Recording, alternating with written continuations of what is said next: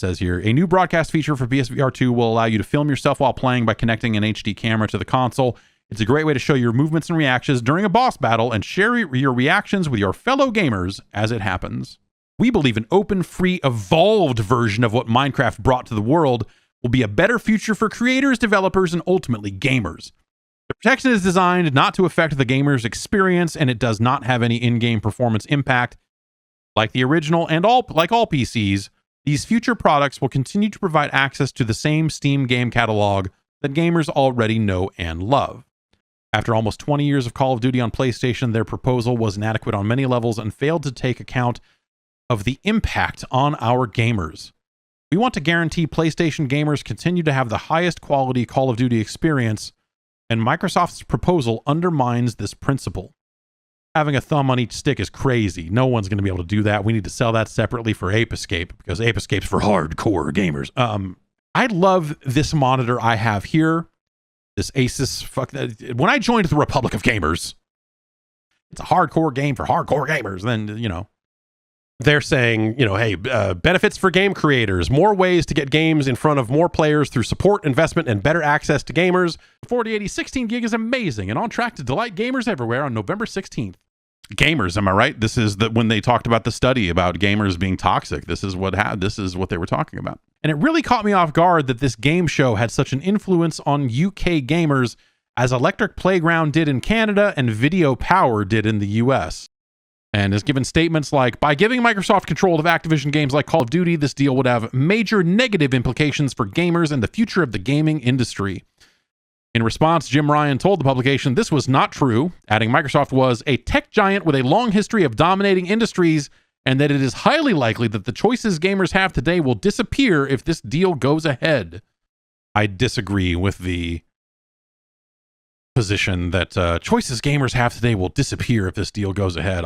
Again, given the popularity of crossplay, it would also be disastrous to the Call of Duty franchise and Xbox itself, alienating millions of gamers.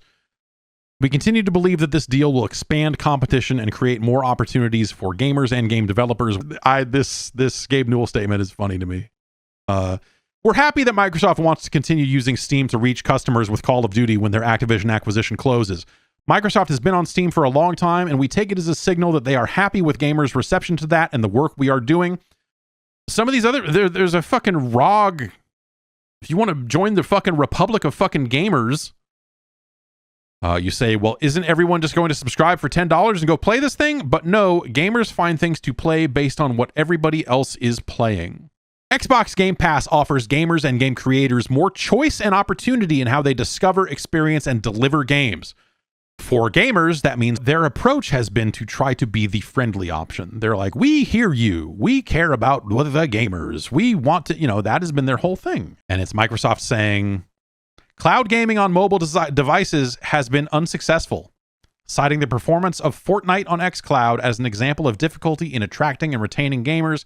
A corresponding free license to cloud gaming streaming service providers to allow EEA-based gamers to stream any Activision Blizzard's PC and console games. These licenses will ensure that gamers that have purchased one or more Activision games on a PC or console store, or that have subscribed to a multi-game subscription service that includes Activision games. I went ahead and picked up the ROG, the Asus ROG Ally, the Republic of Gamers.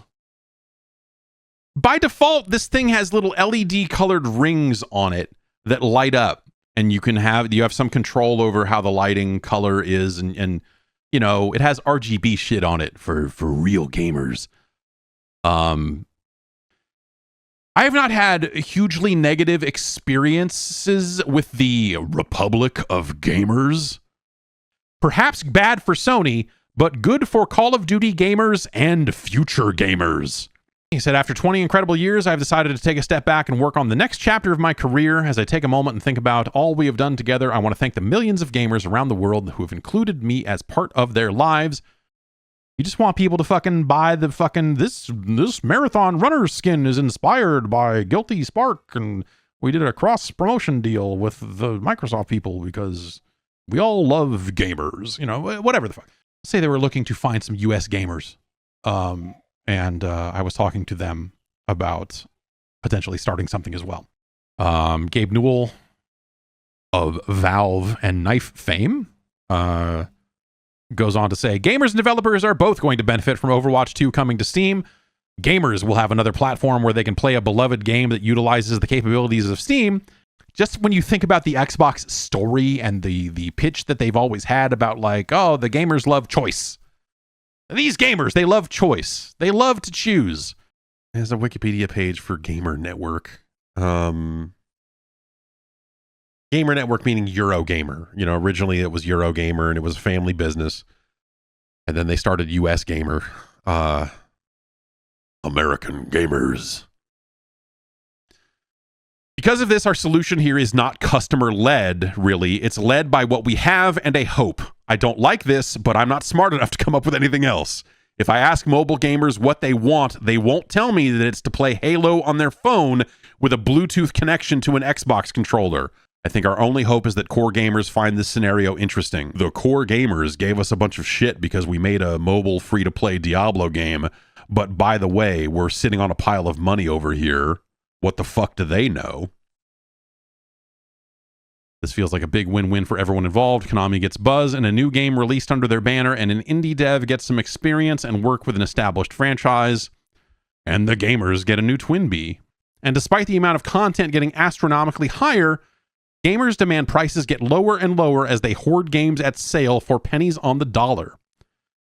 It feels like the overall health of the industry is getting extremely low, and with gamers having a pitchfork rebellion against games as a service, it makes no mystery why financiers would be pushing away from the table and putting their money elsewhere. I certainly would. There are times when I will, as a shorthand for something, like, ugh, fucking gamers, am I right? Looking forward to it, Phil. Don't just let the Xbox gamers, but the whole gaming world down. Microsoft is still viable in the gaming space, and it needs to have its place like promised, let alone competition. That is always good, and we need it. That's not a cohesive. Delivering and sustaining social online experiences, allowing PlayStation gamers to explore our worlds in different ways. I think of Aspire as the company that put games out on the Mac. Aspire was like, you want Tony Hawk on a Macintosh? Okay, we're your huckleberries. And then they went and did the work. And then Mac gamers, who, all 12 of them, who are just happy that anything works on a Mac, at least they were back then, were like, great. It says, listening to this week's podcast, you briefly went into how a market reacted to you covering mobile games. I'm curious how you ended up quantifying the idea that console gamers would get mad about and or not want to see mobile games being covered, if you can share anything about it. And then he goes on to say, worse, the console market isn't growing, with more gamers moving to PC and handheld options. I assume it didn't come from gamers, because those dipshits are the reasons we still have Metroidvania, Souls-like, and roguelike being used. Asus, the Republic of Gamers, has signed on. And all the Facebook press release here just says, Asus's Republic of Gamers will use its expertise as a leader in gaming solutions to develop an all-new performance gaming headset.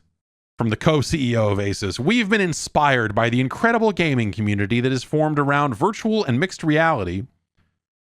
And we know that the most passionate gamers want high-performance hardware. With Meta Horizon OS, Asus, and Republic of Gamers, that's not an English. Okay, with Meta Horizon OS, okay, right. With Meta Horizon OS, comma, Asus and Republic of Gamers will build the gaming headset of the next generation. Okay.